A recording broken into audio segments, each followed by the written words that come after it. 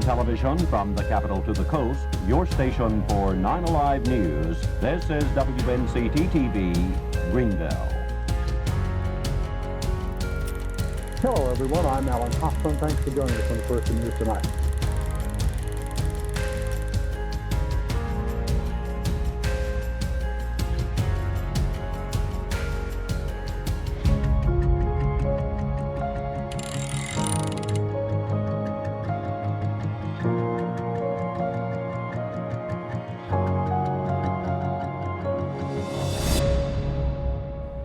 Hello and welcome to the Vault 9 here on WNCT 9+. I'm Ken Watlington. Each week on the show, we're digging into the 70+ years of archives here at WNCT. Today, it's a unique documentary that first premiered in 2017, going one-on-one with a North Carolina native and photographer who has seen pivotal moments in history through the lens of a camera. Sit back and enjoy this encore presentation of Burk.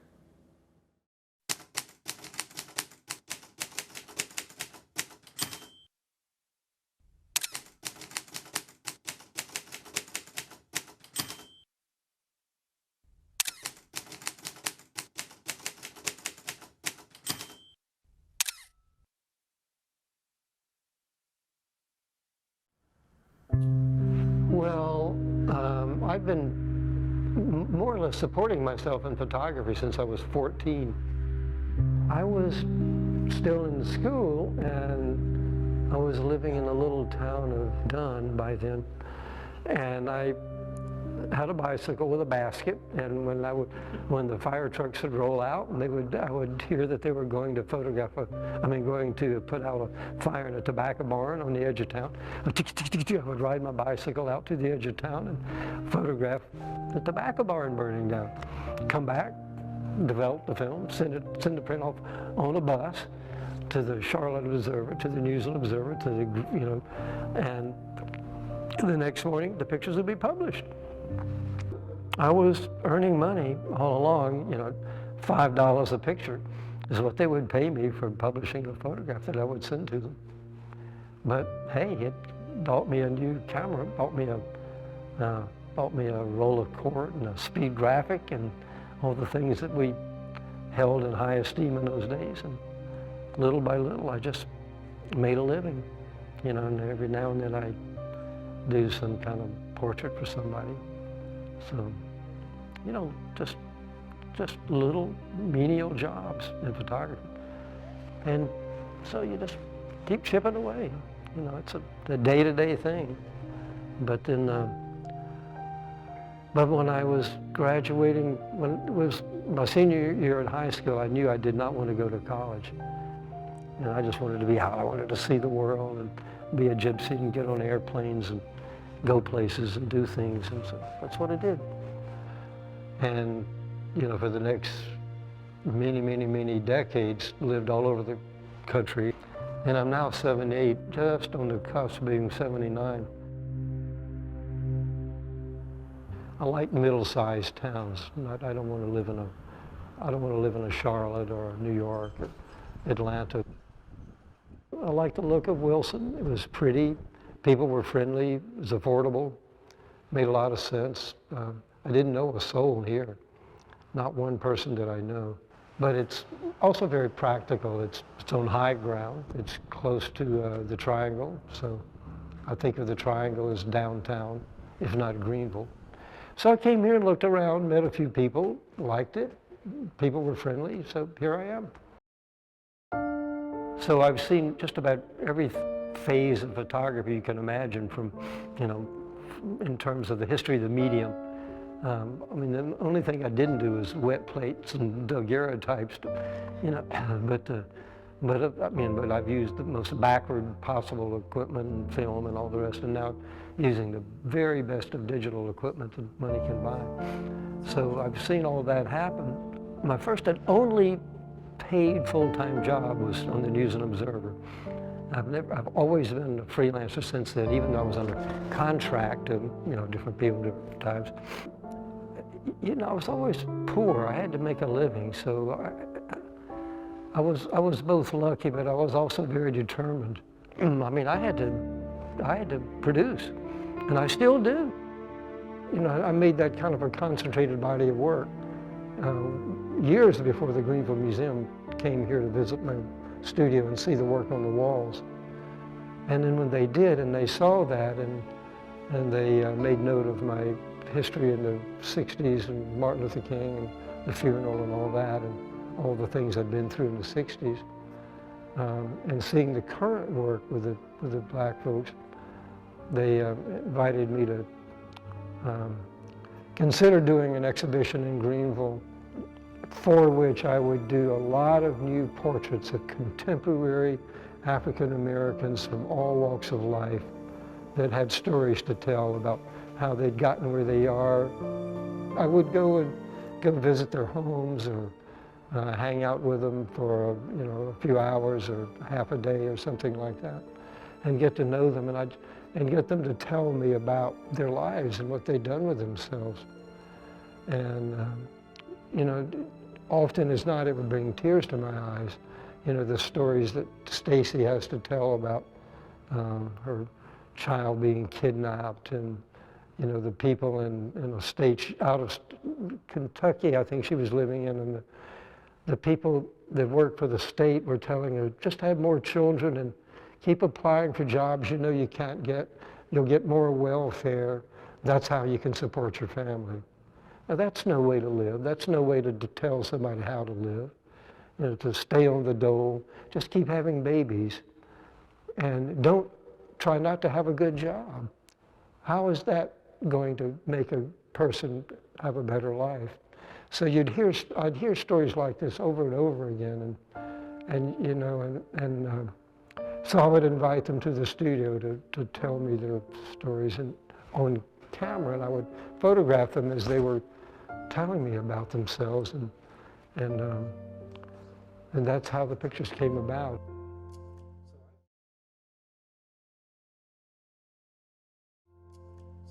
He's been in the studio on several occasions. I've done a lot of shoots of Theophilus and his other friends, and we'll continue to do more.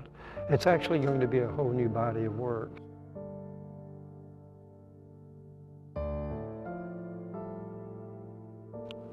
But a picture like this took most of a day to shoot by the time we get in and light it, and it's done with strobes and a camera on a tripod and a lot of trial and error stuff with the lights to get it right. But he served time too, I forget for what, but he's working a lot with young people now to mentor them. And these are all people that are working a lot with community outreach. They bring people in and they get to know them. They'll just take time with them, tell them how to sort their lives out.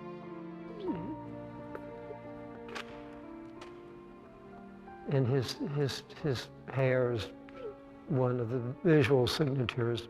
But what he's done, he's now come out and he's working with a lot of kids, mentoring them and making life better. And boy, what a gorgeous person she is. This is the dress that she wore to Barack Obama's first inauguration. This is the ball gown she wore to his inauguration. And when her great-great-great-grandfather, who was a slave, was freed, he was given, he was given a little money. And he took some of that money and he bought some land on the outskirts of Farmville, enough to have a graveyard. So we decided to come out there and light it. And so I spent off and on, a couple of different days I went out there and I would scout it. I knew that I wanted that tree in it, and I knew that it had to be lit like that to have that texture, and I wanted it to play off against the detail in a dress. You got to bring poetry to something like this. You got to bring a little drama and a little theater and a little poetry to it. So, my tools are light, so that's what I do. Is this not a statement? He was a butcher in New York City, and she was living in New York City, and he fell in love with her, and he wanted to buy her a hat, and he bought that hat on time. He bought it in a store in Harlem, and he bought it on time and paid for it over a period of time, and then he gave it to her. And these are the clothes they got married in 28 years ago. The most interesting thing that happened on this shoot was when we had it all set up, and all the days it took to arrange the hats, having been done, get all the ladies all dressed in their chosen costumes. Each one brought in several outfits, and we got it all organized and styled. We'd figured out all their poses, and then when we, at the last minute, looking through the viewfinder, I realized that a hat over here needed to be changed. It needed to be moved a little bit. So the fellow that was helping me went in, a black guy who's a director of music at one of the churches here, went in and bent over to move one of the hats. And when he did that, this lady here grabbed him by the fanny, pretty much almost picked him up off the floor. And all the ladies just went crazy. Oh, wow, wow, wow. Yeah. And that set the tone for the picture. And so it was nothing but laughter from there on out. But they were a lot of fun to be with. This is a great experience. And what's wonderful about this picture is that each one of these is a good portrait of each one of these ladies.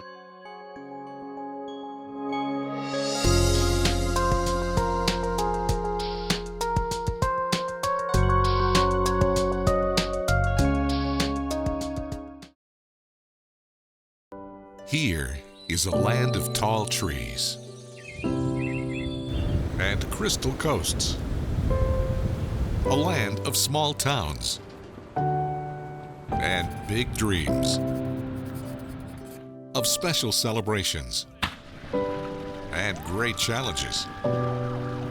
This place is home, and it's where we're meant to be. Here, we achieve great things.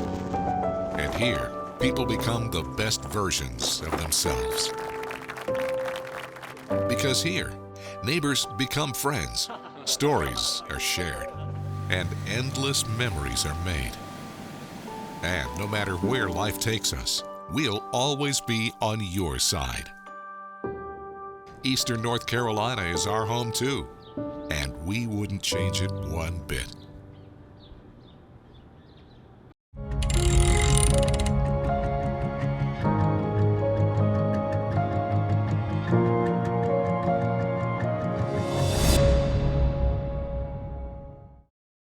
Well, each picture has its own circumstances.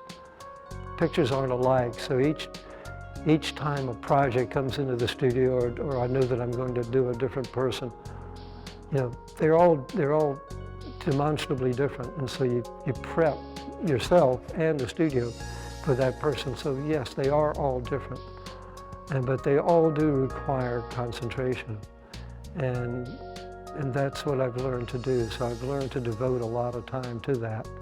I've learned that I do my best work if I take my time and be very patient and kind of let the picture come to me as well as letting me come to it. My hope is just to ricochet what they're doing and pass it along, so to the best of my abilities. I do feel I have a responsibility. But it's not, it is a social responsibility, but it's also a human responsibility, people to people. That's what makes the world work, and we're seeing so little of that, particularly with, the election of a president who campaigned as a hate monger and wanted to make people dislike each other, distrust each other. So now we have a president that works against every good instinct that I've ever been taught to have or raised to have, and so I think people to people is certainly the answer. It's not just Black Lives Matter or White Lives Matter. All lives matter, as they say, and it's up to us to share our feelings. That we see something good or bad, and we need to reflect on it and talk about it, and journalists have that responsibility. Artists, even more than journalists, I think, have a responsibility to do that, because journalism, you work on a deadline, you've got something to do in a hurry, and artists need to, our stock in trade is to absorb things and to think about it and to give things time and to think up innovative ways to say things that haven't perhaps been used before. And so I do feel that there's a responsibility, but you can only do that if you have a platform, and that's why I so love what the Greenville Museum did. I mean, to be in an interview on a television station is incredible too, because that's a platform, and I very much appreciate that. But I very much also appreciate the Greenville Museum saying, this work we feel means something, could mean something to the community, for people to see, for all people to see how great their neighbors are. White people and black people can visit and see, aha, what we now perceive, perceptions and recognitions is the title of the show, we now perceive that people aren't all alike. This is like what I'm on this earth to do, is to come back now and do these pictures. The night that show opened for the first time at 5 o'clock, a family walked in at 4:30 with, I think, 9 of her family members, and they stood in front of that picture of her, and they all started crying just for the beauty of seeing her on the wall and how good she looked and so forth. In the typical museum openings, people go there as often as not just to meet other people, to network, to pass out business cards. This museum show, people came to be with their neighbors and to share their stories with neighbors they had not yet met. People were meeting people, and on every event they've had in the Greenville show, people were meeting new friends and passing along contact information about how to work together and do things. So it's been incredibly effective. You can see it happening. You can see the people telling each other, oh, I didn't know you went to that church, or I did this, or let's work together. It makes me feel great, I like to see people happy, I mean, I take pictures because I love to take pictures, and it pleases me to think that I've done a beautiful picture. But if somebody else thinks it's beautiful, and somebody looks at that person and thinks they're beautiful, this is a great circle to complete.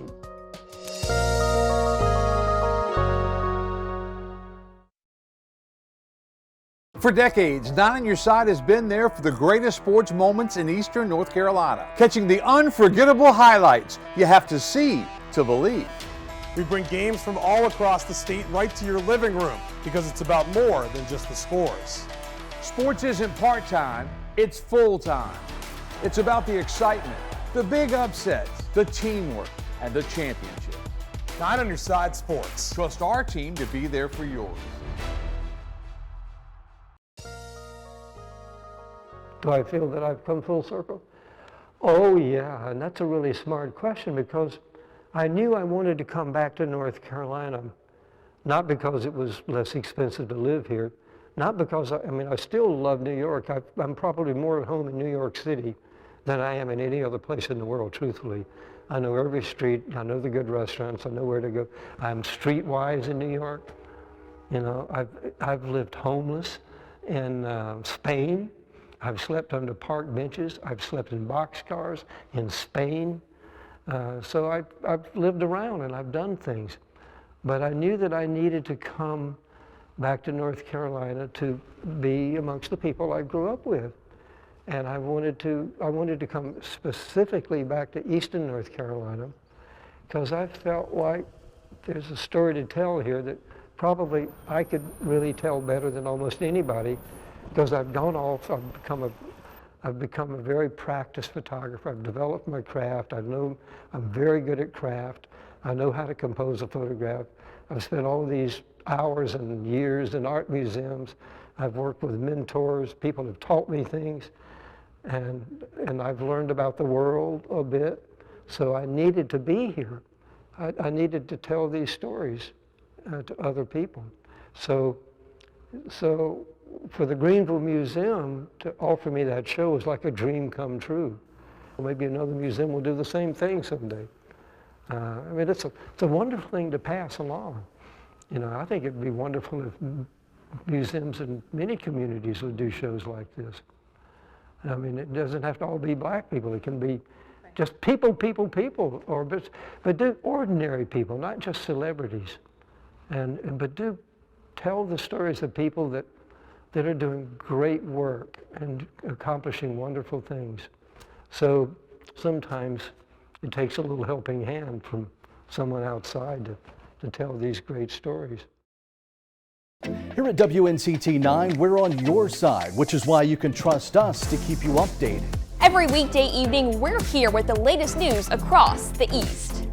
And monitoring weather that directly affects you, so you can stay on top of any of the latest changes by watching our Storm Team 9 forecast. We're on your side because Eastern North Carolina is our home too. Watch WNCT 9 Evening News 5 to 6:30, then again at 11.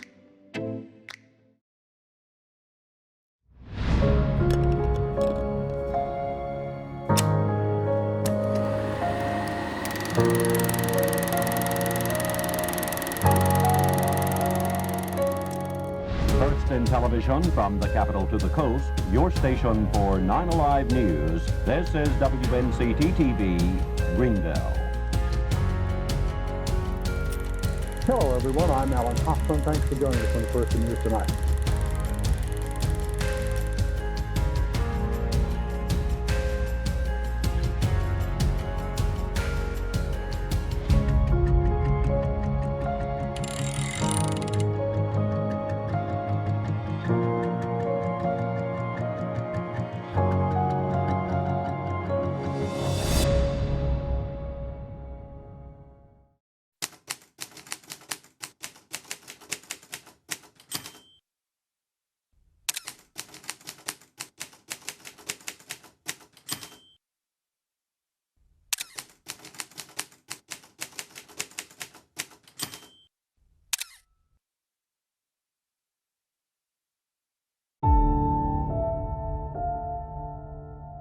My history of the Martin Luther King story started when I was about 20 years old, when my very first magazine assignment ever in my life was to substitute for another photographer who had been asked to go photograph Martin Luther King at home.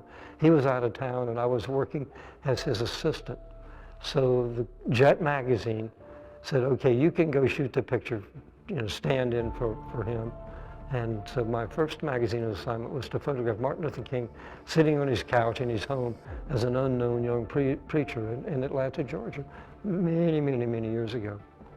It's not that I hung out with him or knew him personally, but, you know, of course I was following his career and I would photographed him in his church preaching, and photographed he and his dad when, you know, both at their church in Atlanta over different periods of time.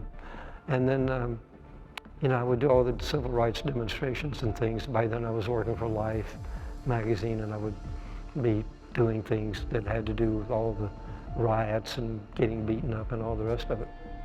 I was on an assignment somewhere, and I was flying back to Washington, D.C., and my wife at the time met me at the airport with a bag of film and an airplane ticket. She said, Martin Luther King has just been killed in Memphis. Here's the ticket. So the plane left in 20 minutes, and I flew to Memphis, and I started photographing. It's a very tender picture. I like seeing love expressed for him as opposed to anguish at his death. One night late, there were a bunch of us around, you know, a bunch of photographers had come from out of town. And I was working so hard, I don't even remember whether I had a motel room or not. I think I was just basically on my feet the whole time. But I remember a couple of us, one of the newspaper photographers had heard that they were going to open up the funeral home the next morning at like 5:30 or something, and let a few people come in and see his body before they closed the casket, put it on the plane, and sent it to Atlanta. So I slept on the darkroom floor of that newspaper office. So I would be there when they got the call that the place was going to open. So sure enough, and they were not, the local newspaper photographers were nice. Okay, Burk, they just called us. They're going to open it up. So we ran, we drove down there. And they opened up the doors, and they let just like 40 people in or something. They just would walk by, and they would pay their respects to Dr. King, and then closed it up. And I, got up, maybe had time to shoot 3 or 4 rolls of film. A roll of color. Out of which came the Newsweek cover and this, and then 2 or 3 rolls of black and white, which you see on the walls of the Greenville Museum. Mm-hmm. And then we followed it.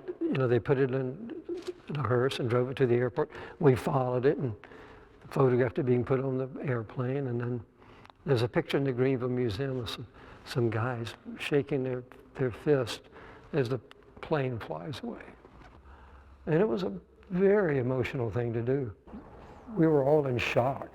All the journalists, the photographers that I knew, we were in shock. So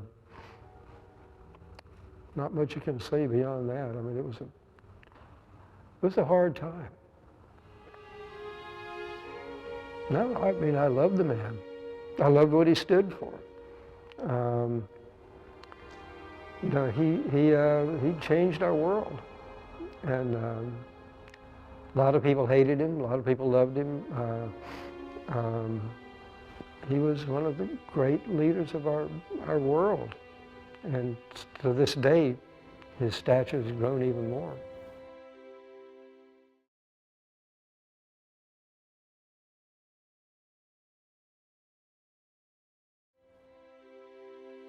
At the time I did those pictures, I was a member of an agency called Magnum, and there were like 5 or 6 Magnum photographers down there for the funeral.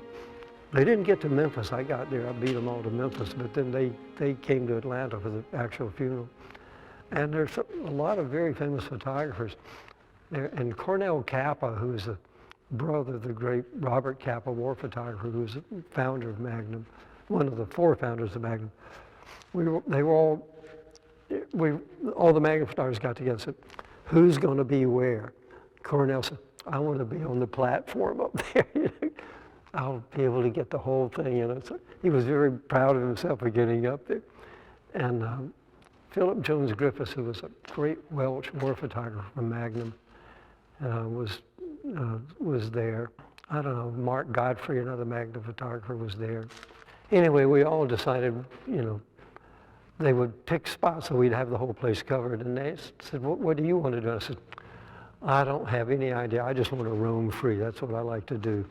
Then we were all back in New York a few days later, and another Magnum photographer was looking at the contact sheets from all the photographers at the coverage. And there are all hundreds of contact sheets on this table. And Ernst Haas said, Burk, you seem to have a lot of, you're right there in front of it. Philip, I don't see a whole lot of pictures by you. And he says, that's because every time I would take a picture, what in the foreground would be Burkle's elbows,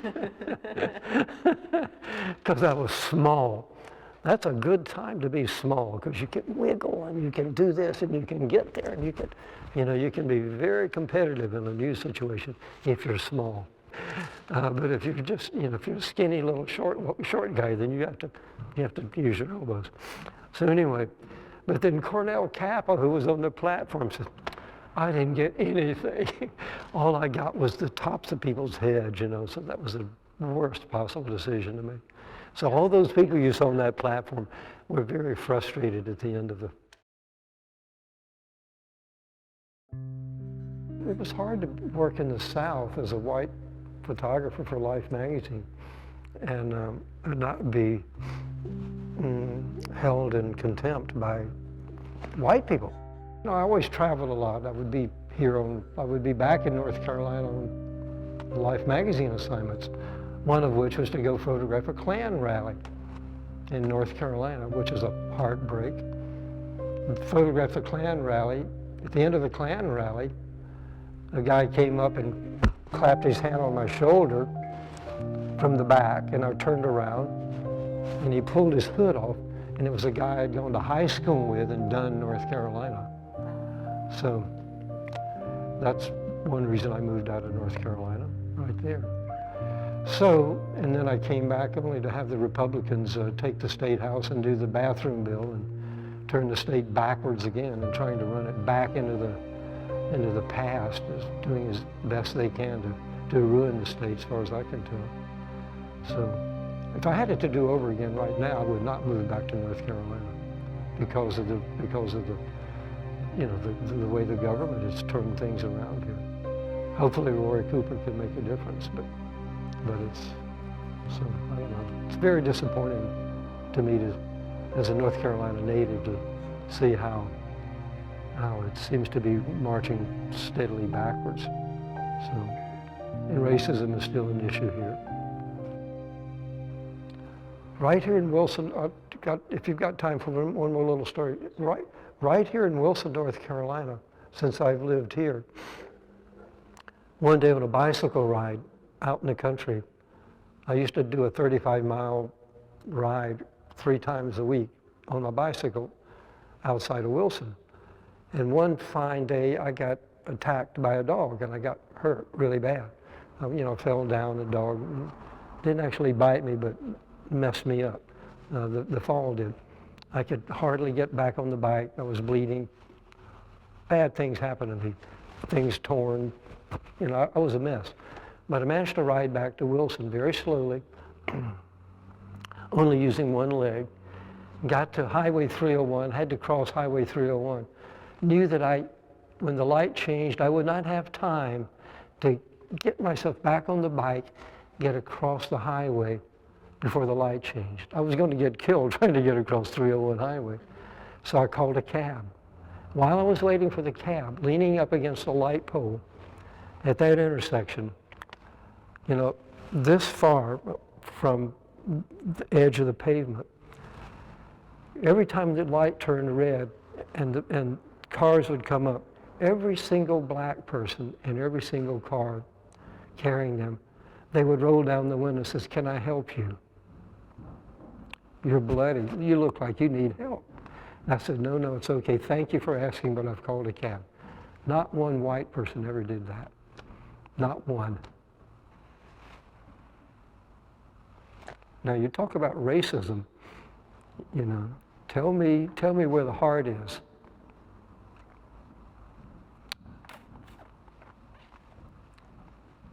And in fact, one homeless guy walking by said, "Hey man, you don't look so good. Anything I can do to help you?" So tell me where the heart is in American society.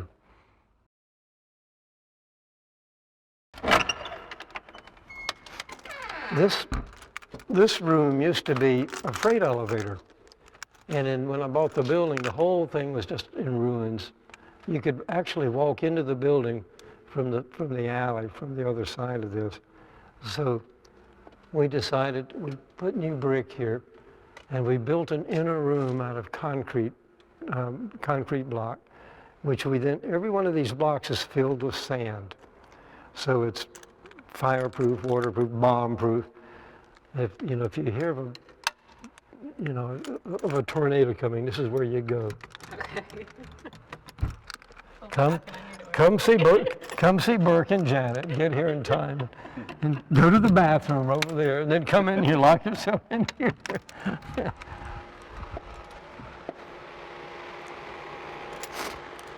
This is my whole life right here. You know, you've got,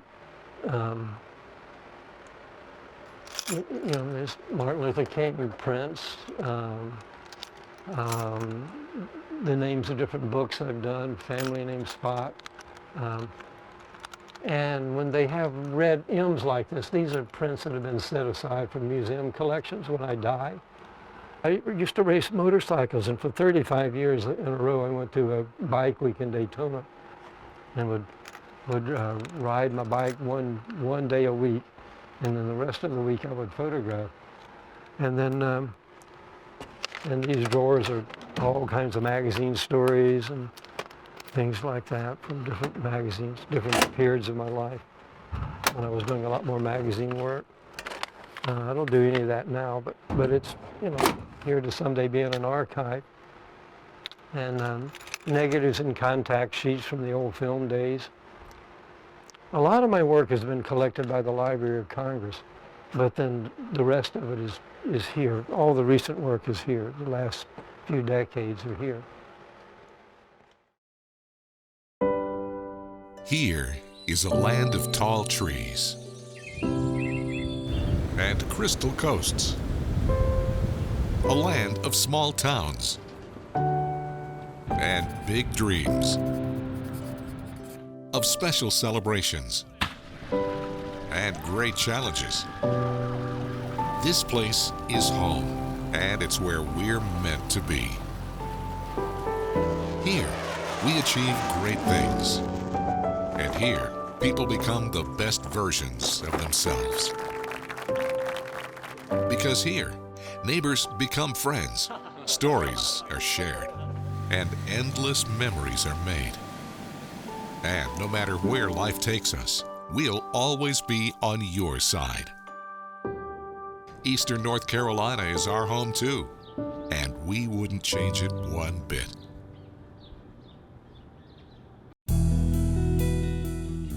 That was a wonderful surprise. It was a great music festival, so it was supposed to be all about the music, and it was, but so many interesting things happened sociologically that the crowd was so enormous, and they stopped taking up tickets.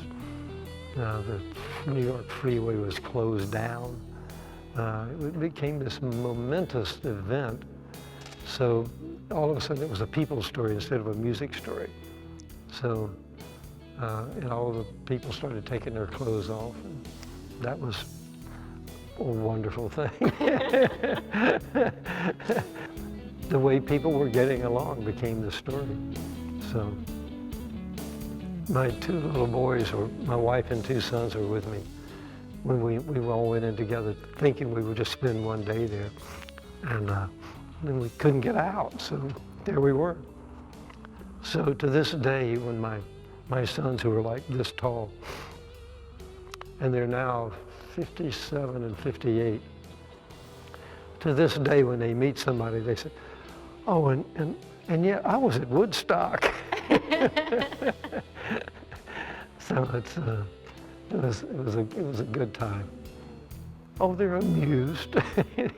No, we've always gotten along well. I mean, they're my best friends, and we've, at different times of their lives, when they were growing up, they were, 19, 20, 21 or something like that, they've each spent a year or so traveling around the world with me, working as an assistant, and so and then we all were riding motorcycles together, so we would all drive around the country doing that. So we've spent a lot of great times together, even though I was traveling a lot, and I would be gone, I might go to Vietnam, and while I was there, life would say, okay, well, now go over to Borneo and do something there. Oh, and by the way, stop over and do something in Thailand or something. So I'd be gone for months at a time, but when I was home, I was home. And so there would be these great periods of intense togetherness, and then I'd be away for a while. So they got used to that. You have to be your own self. That's all you can do. The nice thing about being a photographer is that the world doesn't let you take yourself too seriously. You can't do that, because the things you see as you travel around and the people you meet, you stand in awe of them. You stand in awe of the world. You don't stand in awe of yourself. You cannot be a functioning artist of any consequence whatsoever if you stand in awe of yourself. That's not the point of the life of an artist or a journalist. If you do that, you need to do something else. One nice thing I've always felt about photography is that no 2 days are ever the same. And I'm sure it's true of you folks too as journalists. You just never have 2 days the same. And that keeps you humble. It keeps you hungry and humble. And it's touch and go financially to this day, and it always has been all my life. It's not easy. You know, I'm not a trust fund artist. I was not born wealthy. You know, there are years when I've made more money than others, but I've had to work hard for it. And the money, I've always put the money right back into equipment or the studio. So in order to do the work I felt like I needed to do. So most recently, I just did a really wonderful road trip between here and Salt Lake City. So we took pictures all along the way. We knew we had to average about 250 miles a day in the allotted amount of time to get there on time. The first day we only were able to drive 24 miles because I kept seeing things I wanted to photograph. Oh my God. So then the next day, I think we drove 44 miles. Says, man, we got to put the hammer down. We've got to be in Salt Lake City. And we've now done, 70 miles or something. We got to get going. So I got a lot of really good new work. I'm very excited about it.